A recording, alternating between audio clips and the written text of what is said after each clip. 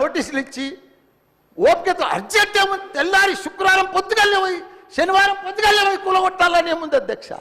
నిదానంగా వాళ్ళు కూడా మన తెలంగాణ ప్రజలే, వాళ్ళంతా కూడా మీరు ఓటేస్తేనే మనం మంత్రిలో కూర్చున్నాం. మనం అంత ఆదల బాధ ఆధార్ చేసేది, టెన్షన్ చేసేది ఏం అవసరం. మంచిగా నోటీస్ ఇచ్చి బాబు చేంజ్ చేసుకో, మార్చుకో, చూసుకో, నీకు ఇది ఇస్తాం, గరీబోడు ఉంటే ఇది ఇస్తాం, ఈ బెడ్రూమ్లకు అని నిమ్మడంగా చేస్తే అయిపోయాయి కదా. ఇంకా 4 ఏళ్ళు ఉంది కదా మీకు, ఈ ఏడాదిలోనే ఫస్ట్ ఇయర్లో చేయాలని ఏముంది, అన్నీ కొన్ని చేసుకుంటా వండి. రియల్ ఎస్టేట్ అయితే అధ్యక్ష రియల్ ఎస్టేట్ అయితే కుప్ప కూలిపోయింది. ఏదైనా పెళ్లికి అమ్ముదామన్నా కొంటలేరు ఎవరు, పైసల రొటేషన్ లేదు, వ్యాపారాలు లేవు, బిజినెస్లు లేవు, ఏమీ లేవు అధ్యక్ష.